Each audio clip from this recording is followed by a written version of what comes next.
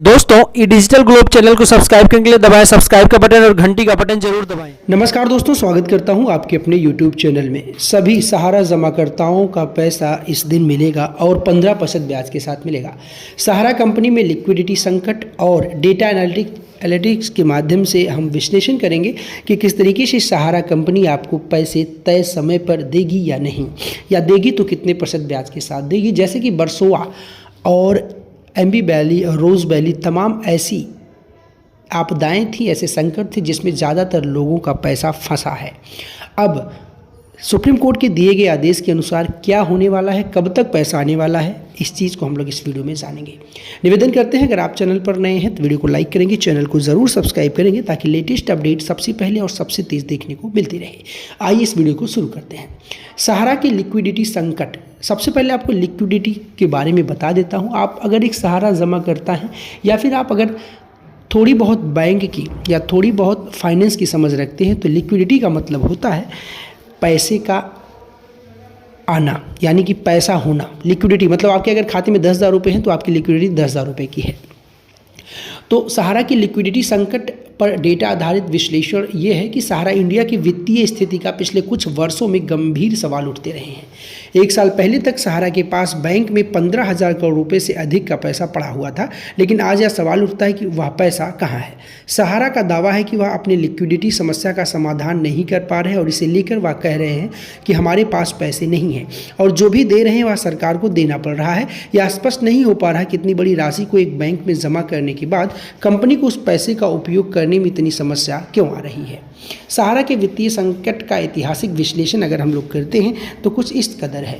वित्तीय संकट का गहराई से विश्लेषण करने के लिए हमें सहारा के आर्थिक आंकड़े और उसके फाइनेंशियल डेटा की ज़रूरत है। यदि हम पिछले 5 वर्षों के सहारा के वित्तीय डेटा पर नज़र डालें तो हमें यह दिखता है कि कंपनी की आय में गिरावट आई है और उसके पास भुगतान की क्षमता में कमी आई है।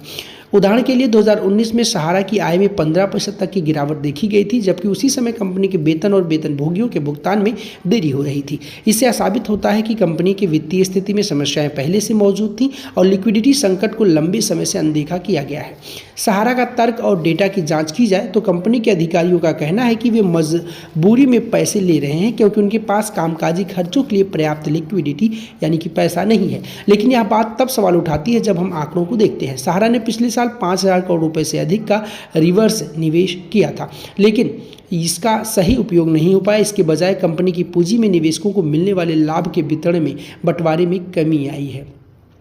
डेटा एनालिटिक्स के माध्यम से यह पता चला है कि सहारा ने वित्तीय वर्ष 2020 में अपने संचालन खर्चों को लगभग 20% कम कर दिया था ताकि वह अपनी लिक्विडिटी स्थिति को बेहतर कर सके, लेकिन इसके बावजूद समस्या जस की तस बनी रही क्योंकि इस प्रक्रिया में निवेशकों और कर्मचारियों के भुगतान में देरी होने लगी है। सहारा ब्रांच स्तर की समस्याएं अगर हैं तो ये डेटा आधारित दृष्टिकोण ब्रांच मैनेजरों का कहना है कि उन्हें कर्मचारियों के वेतन और संचालन लागत के लिए पैसे नहीं मिल रहे हैं। सूरज जी जैसे ब्रांच मैनेजर बताते हैं कि पहले कंपनी अपने ब्रांचों को संचालन के लिए पर्याप्त धन मुहैया कराती थी, लेकिन अब वह धन मिलना बंद हो गया है। डेटा के आधार पर हम यह देख सकते हैं कि पिछले कुछ वर्षों में सहारा ने ब्रांच संचालन में कमी की है और इसका सीधा असर कर्मचारियों और निवेशकों और जमाकर्ताओं पर पड़ा है। दोस्तों, वेतन भुगतान में आखिर देरी क्यों हो रही है, इस चीज़ को भी जानते हैं। और इतना ही नहीं, हम जानेंगे कि उत्तर प्रदेश, बिहार और झारखंड के निवेशकों का आने वाले समय में क्या होने वाला है। वेतन भुगतान में देरी। सहारा में कर्मचारियों के वेतन के भुगतान में देरी बढ़ी है। पिछले 3 वर्षों में वेतन के भुगतान में औसतन 15 से 20% देरी दर्ज की गई है। आधिकारिक घोषणाओं की कमी है। सहारा के उच्च अधिकारियों द्वारा किसी स्पष्ट लेटर या सूचना के बिना ब्रांचों को स्वतंत्र रूप से संचालन करने की अनुमति दी गई, जिससे कंपनी के नियंत्रण में कमी आई है। क्या सहारा की समस्या सिर्फ लिक्विडिटी ही है, पैसा जमा करना है? डेटा एनालिटिक्स में यह पता चलता है कि सहारा का संकट केवल लिक्विडिटी का ही नहीं बल्कि यह एक संस्थागत समस्या भी है। सहारा की अधिकांश समस्याओं की जड़ प्रबंधन की खराबी में है, जिससे संसाधनों का उचित वितरण नहीं हो पा रहा है। राज्य सरकारों पर दबाव और निवेशकों की जमाकर्ताओं की प्रतिक्रियाएं। सहारा के झारखंड और उत्तर प्रदेश जैसे राज्यों में, बिहार जैसे राज्यों में निवेशकों ने सरकार पर दबाव बनाया और कई जांचें शुरू हो गई हैं। डेटा से स्पष्ट होता है कि इन राज्यों में सहारा के निवेशकों की संख्या अधिक है। उत्तर प्रदेश में सहारा के मुख्यालय के होने के कारण यहाँ की स्थिति और भी जटिल हो सकती है। दोस्तों, उत्तर प्रदेश में निवेशक संख्या झारखंड से कहीं ज़्यादा है और यह समस्या यहाँ अधिक गंभीर हो सकती है। लोगों की शिकायतें उत्तर प्रदेश और झारखंड में निवेशकों की शिकायतों का आंकड़ा पिछले साल 40% बढ़ा है। यह दर्शाता है कि लोग जागरूक हो रहे हैं कि स्थिति निरंतर बिगड़ रही है। क्या सहारा के निवेशक और कर्मचारियों को जल्द समाधान मिलेगा? सहारा का दावा है कि वह 1120 करोड़ रुपए के लिए आवेदन कर चुका है, लेकिन सवाल उठता है कि क्या वास्तव में इस धन का उपयोग निवेशकों और कर्मचारियों को भुगतान करने के लिए किया जाएगा या यह सिर्फ एक और तात्कालिक समाधान होगा? सहारा के पास अभी तक कोई आधिकारिक लेटर या स्पष्ट दिशा निर्देश नहीं आया है, जिससे स्थिति में पारदर्शिता भी नहीं है। निवेशकों के भुगतान में देरी की बात करें तो पिछले 5 वर्षों में जमाकर्ताओं को उनका पैसा लौटाने में 30% तक की देरी हुई है। निवेशकों का संतोष, केवल 20% निवेशक ही संतुष्ट है, बाकी 80% या तो आंशिक भुगतान मिला या फिर उन्हें पूरी रकम का भुगतान नहीं किया गया है।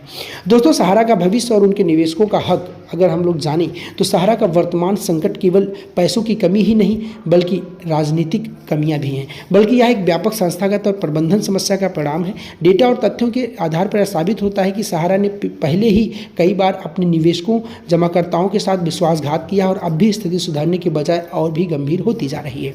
सरकार को इस मामले में सक्रिय रूप से हस्तक्षेप करना चाहिए और सहारा जैसी कंपनियों को उनके निवेशकों के हितों की रक्षा के लिए जवाबदेह ठहराना चाहिए। तो निवेदन करता हूं, अगर आपको वीडियो पसंद आई, वीडियो को लाइक करेंगे, चैनल पर नए हैं तो जरूर सब्सक्राइब करें। अगर हम लोग बात करते हैं पैसे को लेकर तो पैसे 31 दिसंबर 2025 का जिस तरीके से सुप्रीम कोर्ट ने सहारा को निर्देश दिया है कि सभी जमाकर्ताओं का पैसा ब्याज सहित लौटाया जाए, तो यकीनन उस पर सरकार और सेबी काम कर रही है। निवेदन करता हूं, अगर आप एक जमाकर्ता है तो वीडियो को लाइक करेंगे, चैनल को जरूर सब्सक्राइब करेंगे, क्योंकि इस अपने चैनल पर सहारा की लेटेस्ट अपडेट आपको सबसे पहले मिलती रहेगी। वीडियो को अंत तक देखने के लिए बहुत बहुत शुक्रिया, धन्यवाद, जय हिंद, वंदे मातरम। नमस्कार दोस्तों, ई डिजिटल ग्लोब चैनल को सब्सक्राइब करने के लिए दबाएं सब्सक्राइब का बटन और घंटी जरूर दबाएं।